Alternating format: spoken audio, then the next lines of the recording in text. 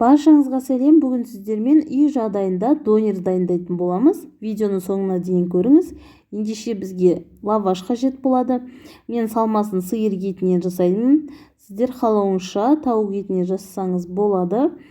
Және де майонез, кетчуп, өзіңіздің ұнататын корей салаты, және де картоп қажет болады. Бізге фри жасау үшін барлығын жуып тазалап алып, картопты ең әуелі соломка тәрізді қылып, осылай ұзыншалап турап шығамыз.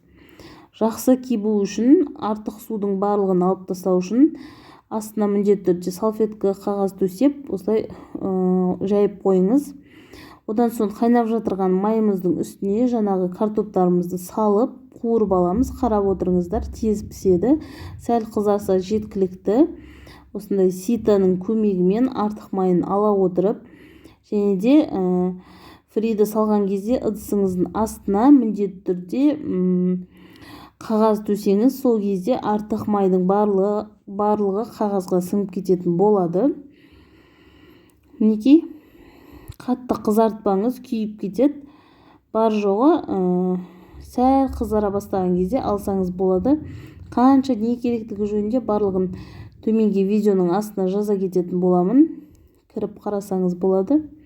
Мінекей, біздің бірінші бөлігіміз дайын болды. Және де түсіріп алғаннан соң ыстық күйінде міндетті түрде тұз сеуіп қойыңыз фриларыңызға. Сол кезде дәмі өте ерекше болып, тұзы сіңіп тұратын болады. Мінекей, барлығын алып, одан соң тағы да картопыңызды қалған бөлігін салып қуырып аласыз. Барлығы тез болады. Ең бастысы, үй жағдайында жасаған донер өте ерекше дәмді болады.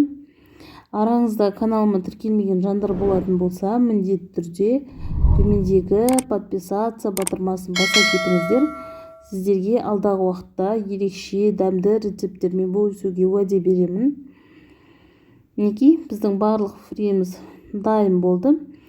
Енді жаңағы лавашымызды жайып, майонез бен кетчупымызды осы кезек-кезек жайып шығамыз.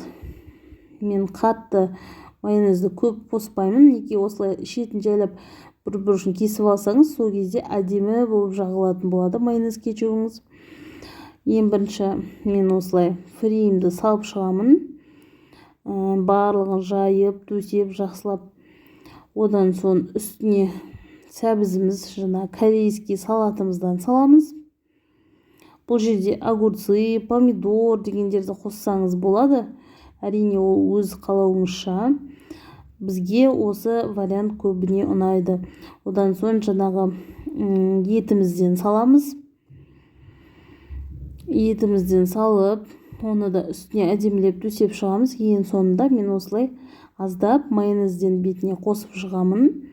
Сол кезде менің донерім сочный, күшті болып шығады.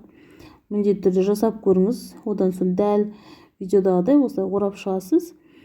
Және де шеттері осылай хрустящий, қытырлақ болып тұру үшін табаның астын жағып, ешқандай май құймай, осылай сәл қызартып алсаңыз болды. Сол кезде қытырлақ донер болып шығады сырты. Міндетті түрде ыстық күйінде жеңіздер. Сіздерге арнайы кесіп көрсетіп жатырмын.